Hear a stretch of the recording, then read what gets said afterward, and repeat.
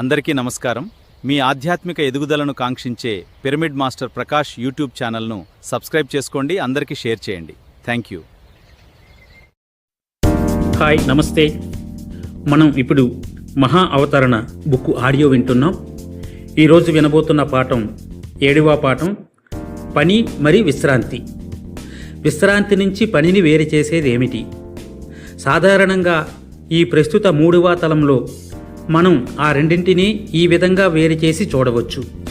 పని, మనం జీవనాధారాన్ని సంపాదించుకోవడం కోసం చేసేది ఏదైనా పని అవుతుంది. మనం సాధారణంగా దానిని ఆస్వాదించం, అయినా కానీ ఆ పని చేస్తాం, ఎందుకంటే మనకు ఆ డబ్బు అవసరమని మనం భావిస్తాం. మనం ఎక్కడ పని చేయాలి, ఏ వేళల్లో పని చేయాలి, మరి ఏ రకమైన కార్యకలాపాలు లేదా ప్రాజెక్టుల్లో మనం పని చేయాలి అనే విషయంలో చాలా వరకు మనకు ఎంతో పరిమితమైన ఎంపిక ఉంటుంది. సామాన్యంగా మన సమయంలో చాలా భాగం పని దగ్గరే గడుస్తుంది. ఒక యజమాని లేదా మరెవరైనా మనం ఏం చేయాలో చెబుతూ మన పనిని పర్యవేక్షిస్తూ మన ఆసక్తులు, సామర్థ్యాలు లేదా కోరికలను ఏమాత్రం పరిగణించకుండా మరొకరు ఎవరో వృద్ధి చేసిన ప్రమాణాలను ఉపయోగించి మన పనితీరును అంచనా వేస్తూ ఉంటారు. పనిలో వినోదం అనేదే లేదు. విశ్రాంతి, మనం వినోదం కోసం చేసేది ఏదైనా విశ్రాంతి అవుతుంది. మనం సాధారణంగా దానిని ఆస్వాదిస్తాం, ఎందుకంటే మనం ఎంపిక ద్వారా అది చేస్తాం. మనం ఎక్కడకు మరి ఎప్పుడు వెళ్ళాలి, ఏ రకమైన కార్యకలాపాల్లో లేదా ప్రాజెక్టుల్లో పాలు పంచుకోవాలి అనేది మనమే నిర్ణయిస్తాం. సామాన్యంగా మన సమయంలో కొద్ది భాగమే విశ్రాంతి కోసం కేటాయించబడుతుంది. మరొకరు ఎవరో మనకు ఏం చేయాలో చెప్పడం లేదా మన పనితీరును పర్యవేక్షించడం మరి అంచనా వేయడం ఉండదు. మనం సాధారణంగా మన విశ్రాంతి సమయంలో డబ్బు సంపాదించం. విశ్రాంతి ఒక వినోదం. ఈ దృశ్యంలో ఏదో దోషం ఉన్నట్లు అనిపించడం లేదు. మన సమయంలో చాలా భాగాన్ని మనం వినోదాన్ని కలిగించని దానిలో, అంటే పనిలో గడిపేస్తాం. మరి కేవలం అతి కొద్ది సమయాన్ని వినోదం, విశ్రాంతి కోసం కేటాయిస్తాం. జీవితంలో ఇంత తక్కువ వినోదం ఎందుకు ఉంది? మనం ఎంత వినోదం పొందుతున్నాం అనేదే మౌలికంగా మన జీవితపు నాణ్యతను నిర్ణయిస్తుంది. పనిని విశ్రాంతిలో కలిపేయాలి. మనం పని మరి విశ్రాంతిని కలిపేసి కలగలిసిపోయిన ఆ కార్యకలాపం విశ్రాంతి లక్షణాలన్నింటినీ కలిగి ఉండేలా చేయగలిగితే కనుక అప్పుడు మనం జీవితంలో ఎప్పుడూ వినోదం పొందుతూనే ఉంటాం. అప్పుడు జీవితపు నాణ్యత ప్రశస్తంగా ఉంటుంది. మనం కోరుకునేది ఖచ్చితంగా అదే. వినోదంతో నిండిన జీవితాన్ని మనం కోరుకుంటాం. మీరు వినోదం నుంచి విరమించుకుంటారా? నా జీవితం వినోదంతో నిండి ఉంది. నేను అన్ని పనులు నా ఎంపిక ద్వారా పూర్తిగా నా ఆసక్తికి అనుగుణంగానే చేస్తాను. నేను కార్పొరేట్ లేదా వ్యాపార ప్రపంచంలో పనిచేసినప్పుడు 30 సంవత్సరాల క్రితం జీవితం ఈ విధంగా లేదు. అంటే నేను ఎన్నడూ పని చేయడానికి వెళ్ళను అని దాని అర్థం.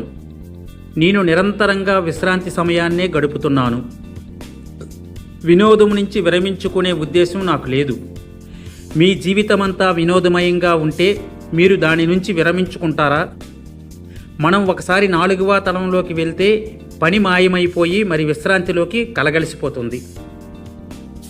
అయితే 3వ తలంలో చాలామంది ప్రజలు ఆ విధంగా చేయలేరు. పైన నిర్వచించిన విధంగా పని మరి విశ్రాంతి విభజింపబడి ఉండడమే సమస్య. సమస్య ఎక్కడ ఉంది? మన ప్రపంచంలో ఉన్న ధ్రువానువృత్తి వలన ఈ సమస్య ఉత్పన్నమైంది. ప్రపంచ జనాభాలో అగ్రశ్రేణిలో ఉన్న 1% ప్రజలు అన్ని వనరుల్లో దాదాపు 75-80% నియంత్రిస్తున్నారు. మిగిలిన 99% ప్రజలు ఇక అగ్రస్థాయిలో ఉన్న ఆ 1% కోసం పనిచేసేలా నిర్బంధించబడుతున్నారు. మనం ప్రపంచంలోని వనరులు అన్నింటినీ తీసుకొని ప్రపంచ జనాభాకు వాటిని సమానంగా పంచితే కనుక ప్రతి ఒక్కరూ మంచి జీవితాన్ని గడపగలగడానికి అవసరమైన వాటికన్నా ఎక్కువే కలిగి ఉంటారు. ప్రస్తుతం ఒక వ్యక్తి 50 బిలియన్ల అమెరికా డాలర్లను బ్యాంకుల్లో దాచుకుంటుండగా ప్రపంచంలోని 100 కోట్ల మంది పోషకాహార లోపంతో లేదా ఆకలితో అలమటిస్తూ ఉన్నారు. ఒకవేళ మనం అత్యాధునిక సాంకేతిక పరిజ్ఞానం అందరికీ అందుబాటులో ఉండేలా చేయగలిగితే కనుక పనులు మరింత వేగవంతంగా జరుగుతాయి. మరి ప్రజలు ఇంత కష్టపడి పనిచేయాల్సిన అవసరం ఉండదు. యంత్రాల ద్వారా చేయగల పనులను చేతులతో చేయాల్సి వస్తే కనుక మానవ కృషి అనవసరంగా వృధా అవుతుంది. ప్రస్తుతం పురోగమించిన ఒక దేశంలో 5 వ్యక్తులు సరైన సాంకేతిక పరిజ్ఞానాన్ని వినియోగిస్తూ ఒక నిర్దిష్ట రహదారిని ఒక రోజులో వేయవచ్చు. ఒక తృతీయ ప్రపంచ దేశంలో అదే రహదారిని ఒక నెలలో వేయడానికి చేతులతో రాళ్లను కొడుతూ వందలాది మంది పనివాళ్లు పనిచేయాల్సి రావచ్చు. ఒకవేళ వాహనాలను పంచుకోవడం జరిగితే కనుక మనం కాలాన్ని అపరిమితంగా ఆదా చేయవచ్చు. నేను ఇంటి దగ్గర 4 కార్లు ఉంచుకొని కొన్ని నిర్దిష్టమైన రోజుల్లో కనీసం ఒక్క కారుని కూడా ఉపయోగించకపోవచ్చు. మరో వంక నా పొరుగు వ్యక్తి అతని దగ్గర కారు లేకపోవడంతో బస్సు లేదా ట్రైన్ ద్వారా ఉద్యోగానికి వెళ్ళి రావడానికి రోజుకి 2 గంటల సమయాన్ని వెచ్చిస్తూ ఉండవచ్చు. ఒకవేళ నేను అతనితో ఒక కారుని పంచుకుంటే కనుక కేవలం ఉద్యోగానికి వెళ్ళి రావడానికి పట్టే సమయంలోనే అతను రోజుకు 1.5 గంటల సమయాన్ని ఆదా చేసుకోగలుగుతాడు. ఉపకరణాలను పంచుకోకపోవడం ద్వారా మనం మన అవసరాలను అక్రమంగా పెంచేసుకొని మన వనరులపై అమితమైన భారాన్ని మోపుతాం. చాలామంది ఇళ్లలో 2 వాక్యూమ్ క్లీనర్లు ఉంటాయి. మరి బహుశా వాటిలో ఒకదాన్ని రోజుకు 5 నిమిషాల పాటు ఉపయోగిస్తూ ఉండవచ్చు. ఒకవేళ అవే వాక్యూమ్ క్లీనర్లను రోజుకు 12 గంటల పాటు ఉపయోగించగలిగితే కనుక మనం వాటితో దాదాపు 300 ఇళ్లను శుభ్రం చేయవచ్చు. ప్రతి 300 వాక్యూమ్ క్లీనర్లను ఒక్కదానితో భర్తీ చేయవచ్చు. మీరు ఒక్కదాని బదులు 300 వాక్యూమ్ క్లీనర్లను కొనాల్సి వస్తే కనుక సహజంగానే మీరు అంత ఎక్కువ కష్టపడి పనిచేయాల్సి వస్తుంది. చాలా సందర్భాలలో మనం కేవలం మన కోసమే పనిచేయడం లేదు, మనకు ఉద్యోగం ఇచ్చిన వారి కోసం మనం పనిచేస్తున్నాం. మన పని ద్వారా తాను ఎక్కువ డబ్బు సంపాదించగలిగే విధంగా మనం ఎక్కువ గంటలు పనిచేయాలని యజమాని కోరుకుంటాడు. ప్రత్యేకించి ఒక నిర్దిష్ట మొత్తాన్ని జీతంగా అందుకునే వ్యక్తుల విషయంలో జరిగేదేమిటంటే వాళ్ళు అదనంగా పనిచేసే ప్రతి గంట సమయము వాళ్ళు తమ కోసం కాకుండా కేవలం యజమాని కోసమే పనిచేస్తున్నారు. మరోసారి మనం ఈ స్థితిలో ఎందుకు ఉన్నాం అనే దాని గురించి ఎంతైనా చెప్పుకుంటూనే ఉండవచ్చు. కానీ మీరు ఈ పుస్తకాన్ని చదువుతున్నది అందుకోసం కాదు. కాబట్టి నూతన ప్రపంచంలో ఆ పరిస్థితి ఎలా ఉంటుందో తెలుసుకోవడానికి మనం ముందుకు సాగుదాం. నూతన ప్రపంచంలో ఒక జంట పనికి వెళుతుంది. జో ఒక వాస్తు శిల్పి, అతని భార్య నీనా ఒక ఉపాధ్యాయురాలు. వాళ్లకు ఎదిగిన పిల్లలు ఉన్నారు. వాళ్ళంతా ఇక తమ తల్లిదండ్రులతో కలిసి ఉండకుండా స్వతంత్రంగా జీవిస్తున్నారు. జీవితంలో ఇంతకుముందు వాళ్ళు 3వ తలంలో ఉన్నప్పుడు జో ఒక ప్రభుత్వ ఉద్యోగిగా పనిచేసేవాడు. అప్పుడు అతను పరిపాలనకు సంబంధించిన పత్రాల నిర్వహణ ఎక్కువగా చేపట్టవలసి వచ్చేది. 4వ తలానికి మార్పు చెందిన అనంతరం అతని పాత ఉద్యోగం ఉనికిని కోల్పోయిన తరువాత జో శిక్షణ పొంది ఒక వాస్తు శిల్పిగా మారాడు. ఇప్పుడు అతను తన వృత్తిని నిజంగా ఆస్వాదిస్తున్నాడు. నీనా ఎప్పుడూ ఉపాధ్యాయురాలుగానే ఉంది. ఇంతకుముందు జీవితంలో వాళ్ళు 3వ తలంలో ఉన్నప్పుడు నీనా ఒక క్రమబద్ధమైన విశ్వవిద్యాలయంలో బోధిస్తూ ఉండేది. ఇప్పుడు ఆమె తన బోధనా వృత్తిని కొనసాగిస్తుంది, కానీ దాన్ని ఎంతో ఎక్కువగా ఆస్వాదించగలుగుతుంది. నూతన ప్రపంచంలో జో గానీ నీనా గానీ వెళ్ళవలసిన ఒక కార్యాలయం అనేది లేదు. నిర్దిష్టమైన సమయాలు లేవు. జీవితం హాయిగా మరి వినోదకరంగా ఉంది. నూతన ప్రపంచంలో జో మరి అతని వాస్తుశిల్పి కార్యాలయం. ఒక వాస్తుశిల్పిగా ప్రస్తుతం జో ఒక పెద్ద పరిశ్రమ భవనపు ఆకృతిని రూపకల్పన చేసే ప్రాజెక్టులో పాలు పంచుకుంటున్నాడు. అక్కడ అతను వివిధ రంగాలకు చెందిన అనేక మందితో కలిసి పనిచేయాలి. ఈ వ్యక్తుల్లో చాలామందిని అతను వ్యక్తిగతంగా ఎప్పుడూ కలుసుకోలేదు. వాళ్ళు ఎక్కడ జీవిస్తున్నారో లేదా భౌగోళికంగా వాళ్ళు ఏ ప్రాంతంలో ఉంటున్నారో కూడా అతనికి తెలియదు. జో ఆన్లైన్లో ఈ ప్రాజెక్టు గురించి తెలుసుకొని తన విద్యార్హతలు, వృత్తి అనుభవానికి సంబంధించిన వివరాల పట్టికను పంపించాడు. ఆన్లైన్ ఇంటర్వ్యూలో విజయం సాధించి దాదాపు 15 నెలల సమయం పడుతుంది అని అంచనా వేయబడిన ఆ ప్రాజెక్టులో పనిచేయడానికి అంగీకారాన్ని పొందాడు. జో పని చేయడానికి ఇటుకలు మరియు సున్నంతో నిర్మించబడిన కార్యాలయానికి వెళ్ళడం లాంటిది ఏదీ ఉండదు. అతను కేవలం ఇంటర్నెట్ ద్వారా పనిచేస్తాడు. జో ఏ సంస్థలోనూ ఉద్యోగి కాదు. అతనికి యజమాని ఉండడు. మరి అతని పనికి నియమిత వేళలు ఉండవు. తనలో కలిసి పనిచేస్తున్న వాళ్ళల్లో చాలామందిని జో కేవలం వీడియో కాన్ఫరెన్సింగ్ ద్వారా కేవలం ఆన్లైన్లో మాత్రమే కలుసుకున్నాడు. జో పనిచేస్తున్న ప్రాజెక్టు కోసం ప్రాజెక్టు కోఆర్డినేటర్గా ఒక వ్యక్తి నియమించబడి ఉంటాడు. కొన్ని రోజులకు ఒకసారి లేదా అవసరమైతే కనుక ప్రతిరోజు సాధారణంగా ప్రతి పని పూర్తి చేయాల్సిన నిర్దిష్ట కాల పరిమితితో పాటుగా జో పూర్తి చేయవలసిన పనులను ఆ ప్రాజెక్టు కోఆర్డినేటర్ అతనికి అప్పగిస్తూ ఉంటాడు. ఈ నిర్దిష్ట ప్రాజెక్టుకు సంబంధించిన సమాచారం అంతా ఉండే ఒక కేంద్రీయ కంప్యూటర్ వ్యవస్థలోని అతని దస్త్రాలలో ఇవన్నీ నమోదు చేయబడి ఉంటాయి. ప్రతిరోజు జో తన వీలుని బట్టి పనిచేస్తూ ఉంటాడు. అతనికి పని చేయాలని అనిపించినప్పుడల్లా తాను చేయాల్సిన పనుల జాబితాను అతను చూసుకొని తన ఇంట్లో ఉన్న కంప్యూటర్ను ఉపయోగించి ఇంటర్నెట్ ద్వారా ఆ పనుల్లో దేనినైనా ఎంచుకొని చేస్తాడు. అతని కంప్యూటర్ పరిమాణంలో చిన్నదే అయినా కానీ అది ఒక గోడపై ఏ చిత్రాన్నైనా ప్రసరించి మరి దానిని కావలసినంత పెద్దదిగా చేస్తుంది.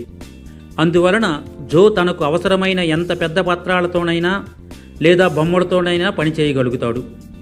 అతనికి ఏ విధమైన డ్రాయింగ్ బోర్డు లేదా ఇతర ఉపకరణాలతో పని లేదు. ఎందుకంటే ప్రాజెక్టు కంప్యూటర్ ద్వారా అందుబాటులో ఉండే సాఫ్ట్వేర్ అవసరమైన పనులన్నీ చేయడానికి తగిన విధంగా ఉంటుంది. సగటున జో రోజుకు దాదాపు 4 గంటలు పనిచేస్తాడు. తనకు కేటాయించిన పనులను పూర్తి చేయడానికి అతనికి అంత సమయం సరిపోతుంది. అయితే అతనికి ఏ నిర్దిష్టమైన పనివేళలు ఉండవు. కొన్ని నిర్దిష్టమైన రోజుల్లో ఒకవేళ నేనా బోధించడానికి బయటికి వెళ్తే కనుక అతను రోజంతా పనిచేస్తూనే ఉండవచ్చు. ఇక మిగిలిన రోజులు అతను అసలు పనే చేయకపోవచ్చు.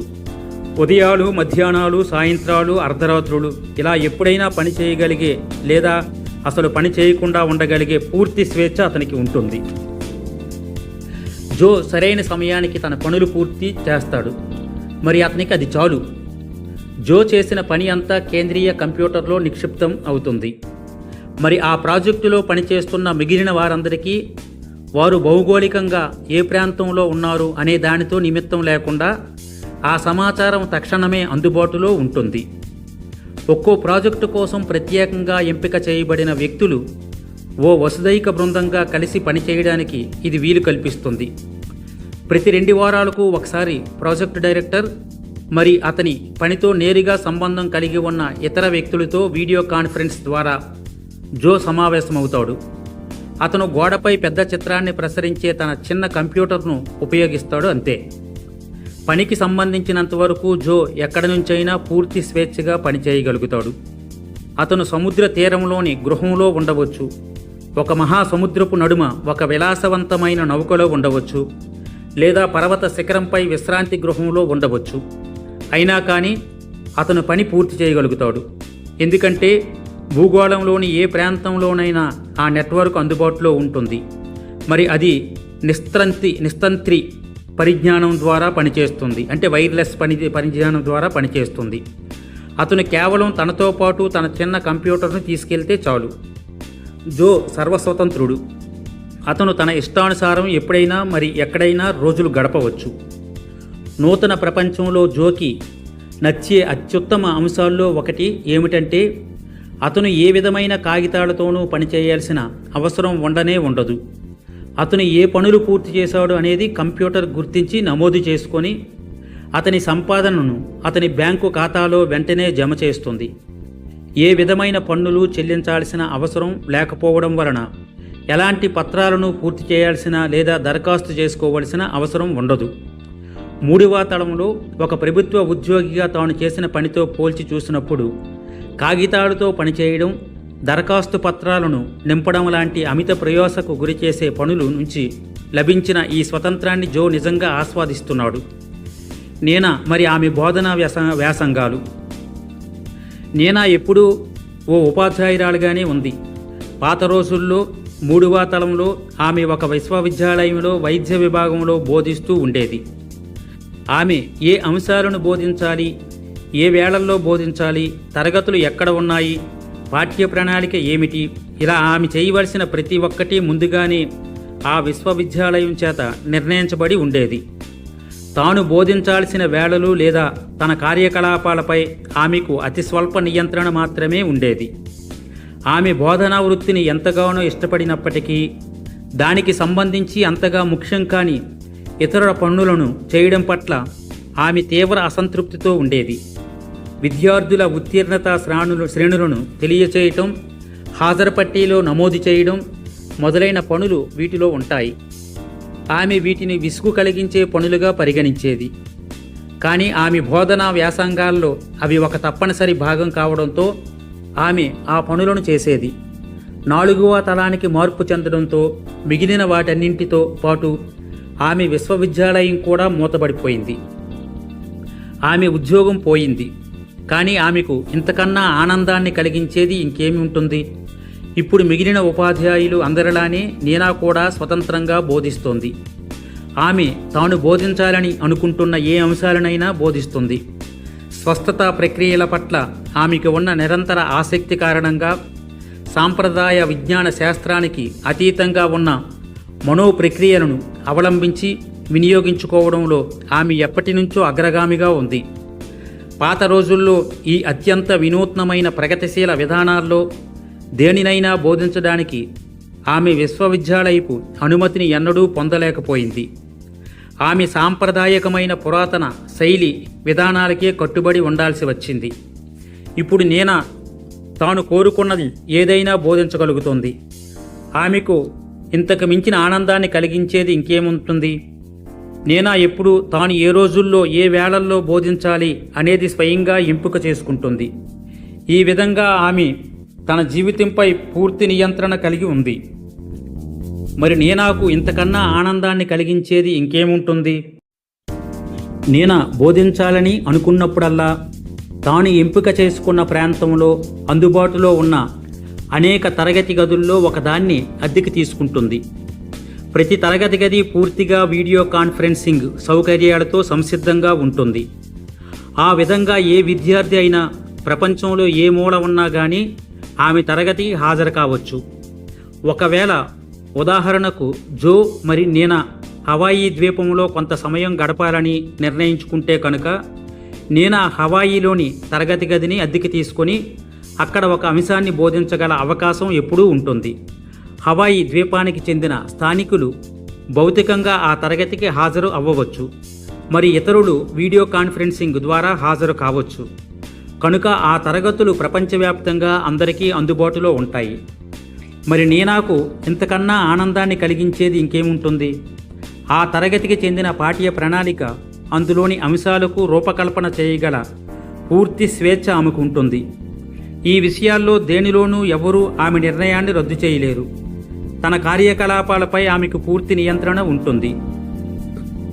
మరి నీనాకు ఇంతకన్నా ఆనందాన్ని కలిగించేది ఇంకేముంటుంది? నీనా తన విద్యార్థులను పరీక్షించాల్సిన లేదా ఉత్తీర్ణతా శ్రేణిని నిర్ణయించాల్సిన అవసరమే ఉండదు. మరి ఏ రకమైన కాగితాలను నింపాల్సిన పని లేదు. ఇది నీనాకు ఒక పెద్ద ప్రయోజనంలా కనిపిస్తుంది. మరి నీనాకు ఇంతకన్నా ఆనందాన్ని కలిగించేది ఇంకేముంటుంది?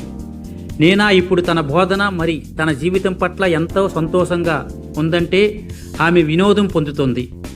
మరి నీనాకు ఇంతకన్నా ఆనందాన్ని కలిగించేది ఇంకేముంటుంది? కార్యాలయం మరి పరిపాలన కార్యం.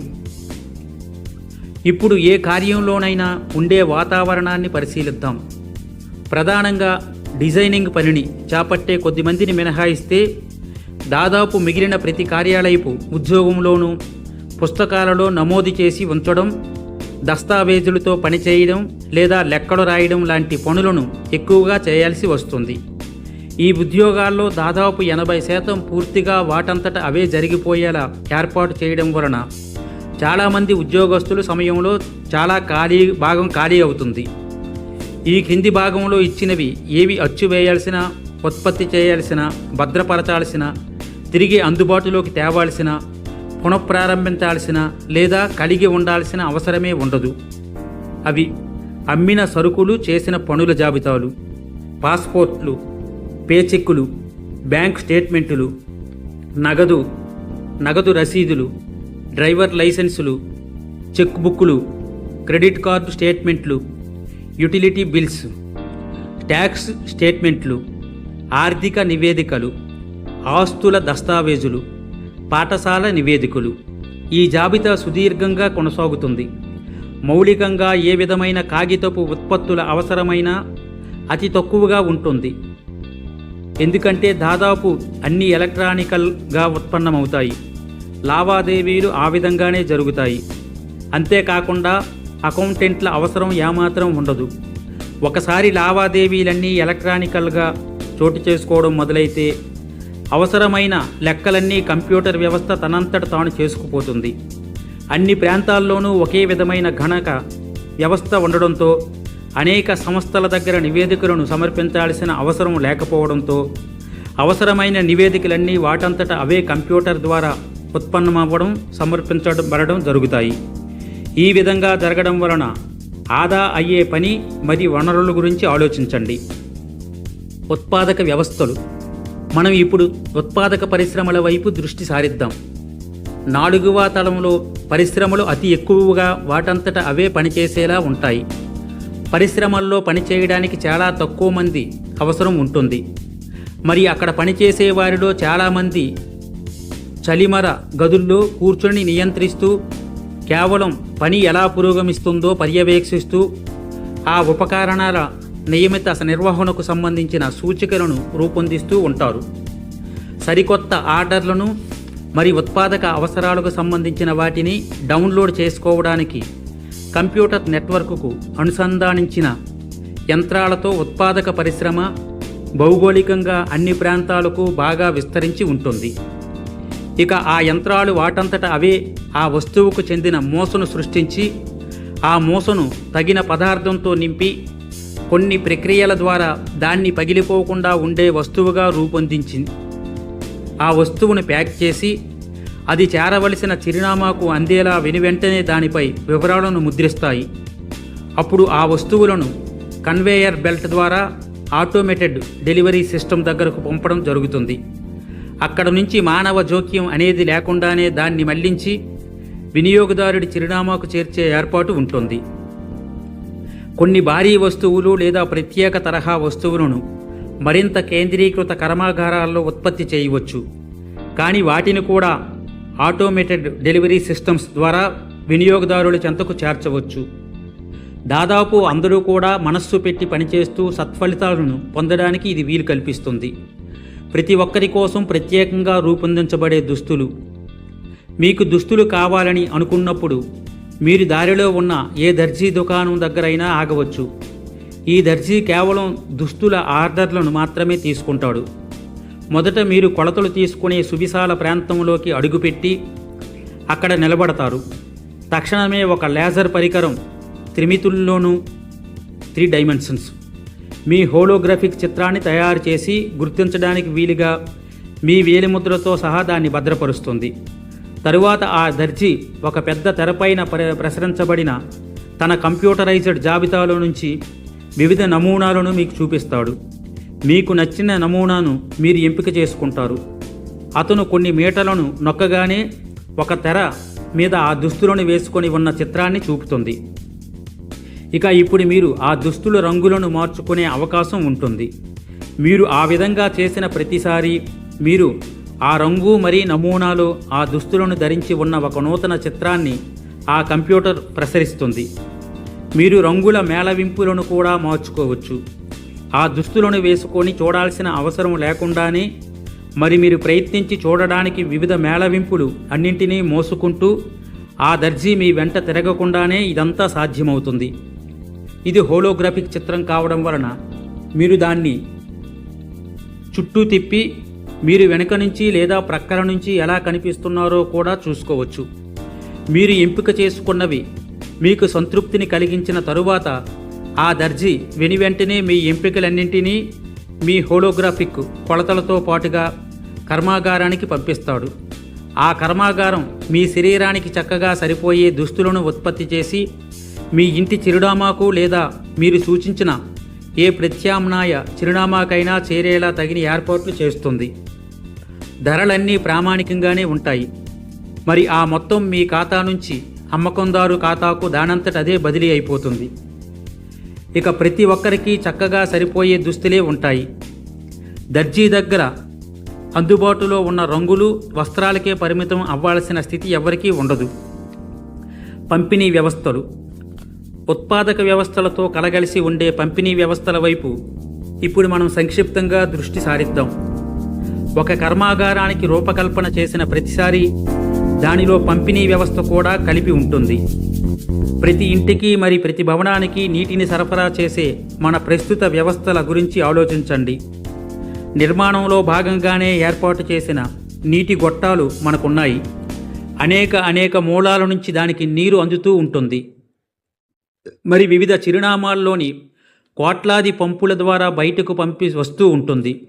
ఇప్పుడు ఇదే భావనను దృష్టిలో ఉంచుకొని ఆ గొట్టాల స్థానంలో సొరంగాలను ఊహించుకొని వాటి ద్వారా వస్తువులు తీవ్ర వేగంతో వెళ్ళగలగడం, మరి ఆ గొట్టాలు కలుసుకునే చోట వాటంతట అవే పనిచేసే కొన్ని మీటర్లతో ఒక ఏర్పాటు ఉన్నట్లు భావించండి.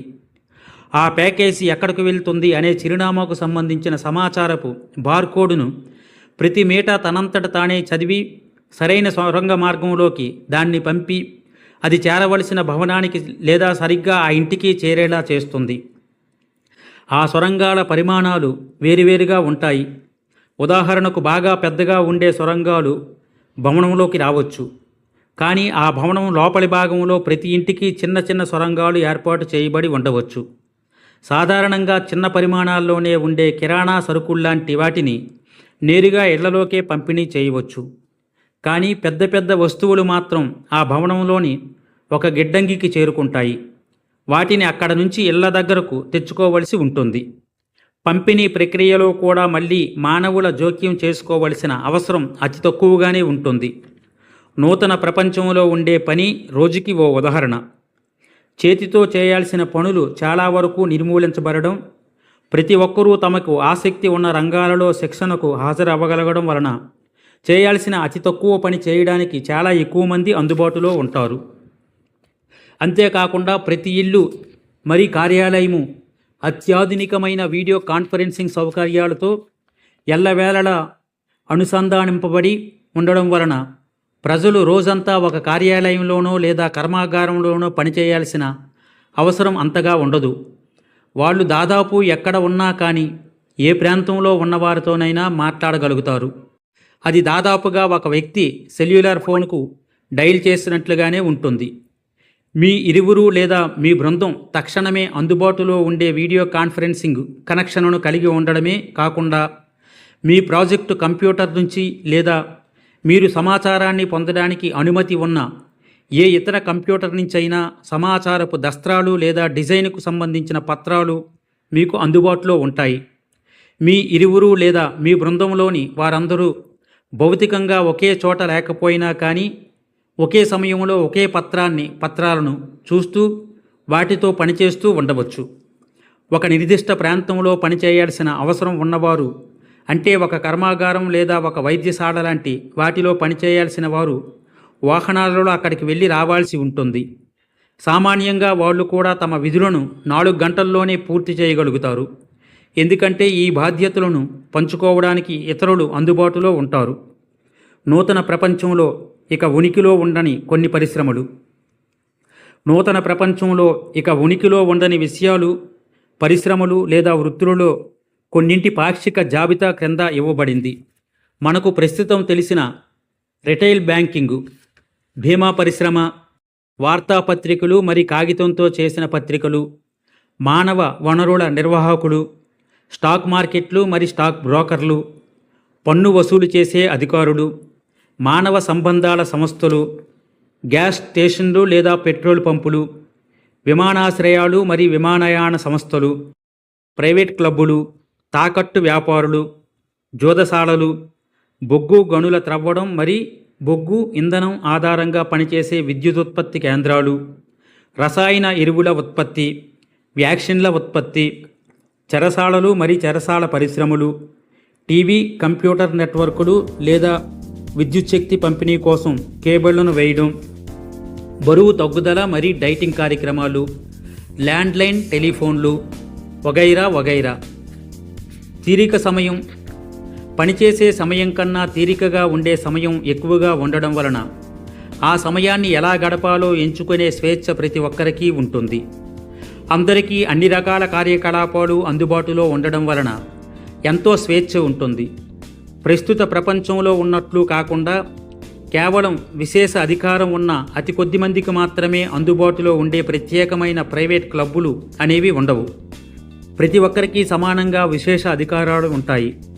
అన్ని రకాల సౌకర్యాలు ఏ అదనపు సొమ్ము చెల్లించాల్సిన అవసరం లేకుండానే అందుబాటులో ఉంటాయి. మరి నివాస ప్రాంతాలకు అవి చేరువలోనే ఉండి రవాణా సౌకర్యం ఉచితంగా లభిస్తుంది. సగటు సెలవు కాలం సంవత్సరానికి 1 నుంచి 2 నెలల కాలం ఉండవచ్చు. సుదూర ప్రాంతాలకు లేదా ఇతర గ్రహాలకు సైతం వెళ్ళి రావడానికి ఈ సెలవులను వినియోగించుకోవచ్చు. ఎందుకంటే గ్రహాంతర పర్యటనలు సర్వసామాన్యమైపోతాయి. అంతిమంగా జీవితం అనేది మనం 3వ తలంలో కనే అత్యుత్తమ కళల కన్నా ఎంతో మెరుగుగా ఉంటుంది. అనుబంధం నూతన ప్రపంచంలోని మార్పులకు ఆధారం. ప్రస్తుతం ప్రపంచం కన్నా ఎంతో విభిన్నంగా ఉండే నూతన ప్రపంచంలోని జీవితం వీటిపై ఆధారితమై ఉంటుంది. మనం ఈ తలాల మార్పు ద్వారా పయనించడానికి మనకు సహాయపడుతున్న ఇతర ఉన్నత స్థాయి నాగరికతల నుంచి మనం అందుకునే అనేక ఆధునిక సాంకేతిక పరిజ్ఞానాల వినియోగం. యంత్రాలు వాటంతట అవే పనిచేసుకుపోయే సాంకేతిక పరిజ్ఞానాన్ని గరిష్ట స్థాయిలో ఉపయోగించడం ద్వారా యంత్రాలు ఎక్కువ పనిచేసి మానవులు తక్కువ పని చేయగలిగే వీలు కలుగుతుంది. యంత్రాలు వాటంతట అవే పనిచేసుకుపోయే సాంకేతిక వ్యవస్థలను ప్రపంచవ్యాప్తంగా అమలులోకి తీసుకురావడం వలన ఆ వెసులుబాటు నుంచి ప్రపంచంలోని ప్రతి ఒక్కరూ సమానంగా ప్రయోజనాన్ని పొందగల వీలు ఉంటుంది. ప్రతి వస్తువు అలాంటి ఇతర వస్తువులతో ఖచ్చితమైన అనుసంధానాన్ని కలిగి ప్రభావితం చేయగలిగేలా ఉండడాన్ని నిర్ధారిస్తూ అన్ని రకాల పరికరాలు మరియు సాంకేతిక పరిజ్ఞానాలకు విశ్వవ్యాప్తంగా ఒకే ప్రమాణాలు ఉంటాయి. అది వృధాను ఎంతగా అరికడుతుంది ఒక్కసారి ఆలోచించండి. నిజంగానే ఎంతో వేగవంతమైన నిస్తంత్రి సమాచార వ్యవస్థ ఇంటర్నెట్ అందరికీ అన్ని చోట్ల అన్ని సమయాల్లోనూ ఉచితంగా అందుబాటులో ఉంటుంది. అన్ని సంస్థలు కార్యనిర్వహణ మరియు నాణ్యతా ప్రమాణాలకు సంబంధించి ప్రపంచవ్యాప్తంగా ఒకే విధంగా ఉండే ప్రమాణాలను తప్పకుండా పాటించాలి. మరి ఆన్లైన్ సమాచార వ్యవస్థలో అందించబడే నివేదికలు అందరికీ అందుబాటులో ఉంటాయి. ప్రతి సంస్థకు సంబంధించిన ఉత్పత్తి మరియు ఖర్చుల సమాచారం అంతా పూర్తి పారదర్శకతతో ఉంటుంది. ఒకే విధమైన ఉత్పత్తులను అమ్మే వివిధ సంస్థలు వాటిని ఏ ధరకు అందిస్తున్నాయో తక్షణమే పోల్చి చూడగల వెసులుబాటు ఉంటుంది. ఒక వస్తువు డిజైన్ను డౌన్లోడ్ చేసుకొని సులభంగా వంగే గుణం ఉన్న పగుళ్ళు రాని పదార్థాలను వినియోగించి ఆ వస్తువు మోసను వాటంతటా అవే తయారు చేసే సౌలభ్యం ఉన్న యంత్రాలను ఉపయోగించడం ద్వారా చాలా రకాలైన వస్తువులను ప్రపంచవ్యాప్తంగా ఏ ప్రదేశంలోనైనా ఉత్పత్తి చేయగలిగే వీలు ఉంటుంది. ఉత్పత్తులు లేదా సేవలు ఆర్డర్లను వడపోసి ఒక క్రమానుసారం ప్రణాళిక ఏర్పరిచి పంపిణీ సేవలను అందించడానికి తక్షణమే వాటంతట అవే పనిచేసుకుపోయే యంత్రాల వినియోగం చాలా ఎక్కువగా ఉంటుంది. ఉపయోగిస్తున్న లేదా మరింత మెరుగుపరుస్తున్న పరికరాల వ్యవస్థలు లేదా ప్రక్రియల కోసం అవసరానికి తగినట్లుగా అందరికీ శిక్షణ ఇవ్వడం జరుగుతుంది. ప్రపంచవ్యాప్తంగా ఉద్యోగాలను ఆశిస్తున్న వాళ్ళను మరి అందుబాటులో ఉన్న ఉద్యోగాలన్నింటినీ జతకూర్చే ఒక ఆన్లైన్ విధానం ఉంటుంది. పరికరాలు, వ్యవస్థలు, విధానాలు, ప్రమాణాలు మరి ప్రక్రియలు ప్రపంచవ్యాప్తంగా ఒకే ప్రమాణాలతో ఉండడాన్ని ఆధారంగా చేసుకొని ఒక సంస్థ నుంచి మరో సంస్థకు లేదా ఒక భౌగోళిక ప్రాంతం నుంచి మరో ప్రాంతానికి మారడం ఎంతో సులభం అవుతుంది. ప్రతి ఒక్కరూ తన కార్యనిర్వహణ కౌశల్యానికి తానే బాధ్యత వహించేలా వీలు కల్పిస్తూ అంచెలంచెలుగా ఉండే నిర్వాహక వర్గం నిర్మూలించబడుతుంది. కార్యనిర్వహణ కౌశల్యానికి సంబంధించిన సమాచారం బాహాటంగా అందరూ చూడగలిగే విధంగా అందుబాటులో ఉంటుంది. ఆచరణ యోగ్యమైన వ్యాపారాలు అన్నింటికీ సంఘ ఆధారితమైన బ్యాంకింగ్ ద్వారా ఆర్థిక రుణాలు అందుబాటులో ఉంటాయి. ప్రైవేట్ ఆధిపత్యంలో ఉండే బ్యాంకులు అనుమతించబడవు. బ్యాంకులు కేవలం డబ్బు నిర్వహణ వ్యవహారాలను మాత్రమే చేపడతాయి. ఎవరికి లేదా ఏ ప్రాజెక్టుకు నిధులను అందించాలి అనే నిర్ణయాలు అవి తీసుకోవు. నిర్ణయాలు తీసుకునే అధికారాన్ని వేరు చేయడం వలన బ్యాంకర్లు అధికార దుర్వినియోగానికి పాల్పడే అవకాశాలు నిర్మూలించబడతాయి. ప్రపంచవ్యాప్తంగా ఒకే విధంగా నిర్వచించబడిన కనిష్ట మూల వేతనం జీతం ఇంచుమించుగా అన్ని రకాల ఉద్యోగాలకు ఒకేలా ఉండి చక్కని జీవితాన్ని గడపడానికి కావలసిన అవసరాలన్నింటినీ తీర్చగలుగుతుంది. ఏ ఉద్యోగం వలన ఎక్కువ డబ్బు సంపాదించగలుగుతాం అని చూసే బదులు ప్రజలు తమకు నిజంగా ఇష్టమైన ఉద్యోగాన్ని ఎంపిక చేసుకోవడానికి ఇది వీలు కల్పిస్తుంది. తగినంత సమర్థవంతంగా పనిచేయలేకపోతున్న వ్యాపారాలకు శిక్షకు బదులు సహాయం అందించడం జరుగుతుంది. ధరలు పూర్తి నిశ్చలంగా ఉంటాయి. మరి ద్రవ్యోల్బణం అనేదే ఉండదు. ప్రపంచవ్యాప్తంగా ఒకే ద్రవ్య ప్రమాణం మరి విధానం వినియోగించబడుతుంది. ఏ రాజకీయ లేదా భౌగోళిక సరిహద్దుల మధ్యనైనా వస్తువులు లేదా ప్రజల స్వేచ్ఛ గమనాన్ని నిర్బంధించే నియమాలు మరి నియంత్రణలు చాలా వరకు నిర్మూలించబడతాయి. విధి నిర్వహణలో భాగంగా చేసే నివేదికలు, ఉత్తరాలు రాయడం మొదలైన కాగితంపై చేసే పనులు, అలాగే త్వరగా పనులు జరిగే వీలు లేకుండా అడ్డుపడే అవసరాన్ని మించి జటిలంగా ఉండే అధికారికమైన నియమాలు చాలా వరకు నిర్మూలించబడతాయి. అవసరమైన దస్తావేజులన్నీ ఎలక్ట్రానిక్ యంత్రాల ద్వారా వాటంతట అవే ఉత్పన్నమై పంపిణీ చేయబడతాయి. వినియోగదారుల సేవ మరి సాంఘిక సేవ పట్ల సంపూర్ణ అంకిత భావం ఉంటుంది. పనిచేసే చోట వాతావరణ పరిస్థితులు ఆహ్లాదకరంగా ఉంటాయి. అంతగా నైపుణ్యం అవసరం లేని చిన్న చిన్న పనులు యంత్రాల ద్వారా జరిగిపోతాయి. ఓకే మాస్టర్స్, ఈ పాఠం ఇంతటితో పూర్తవుతుంది. మరొక పాఠంలో నెక్స్ట్ కలుసుకుందాం. Thank you.